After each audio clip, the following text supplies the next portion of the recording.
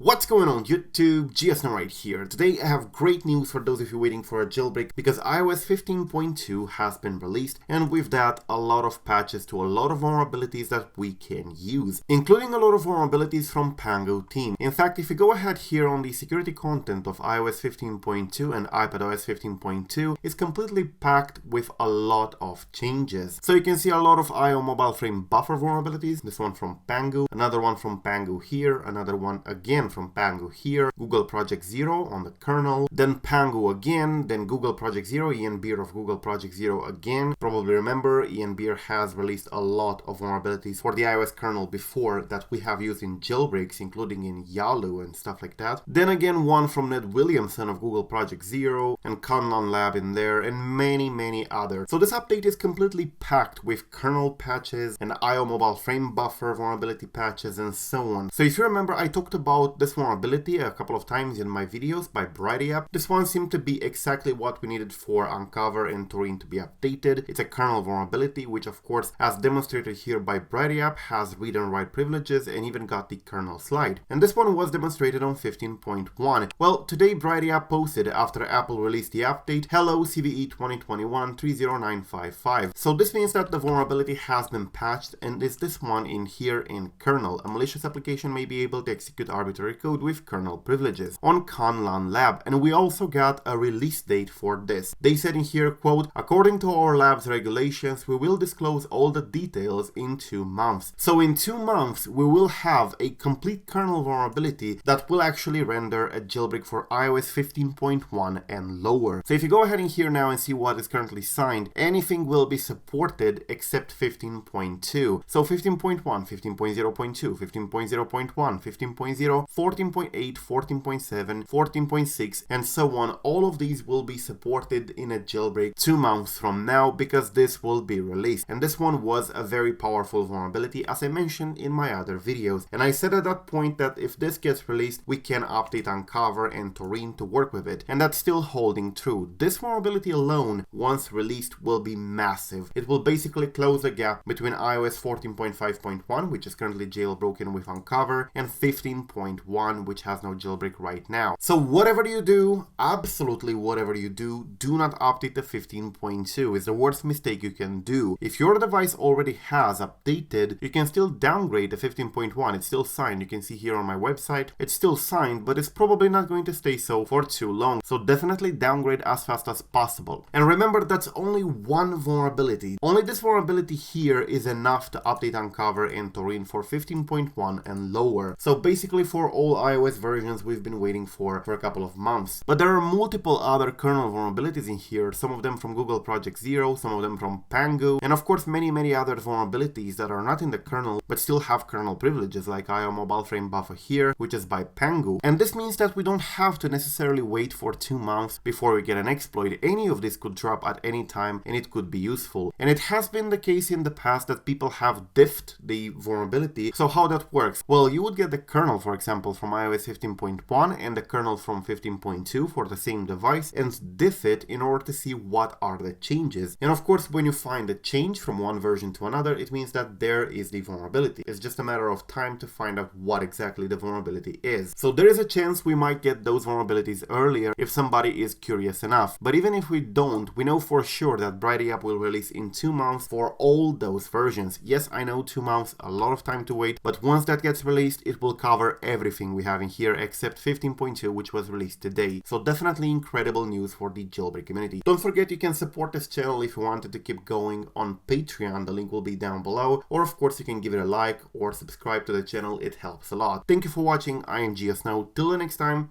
peace out.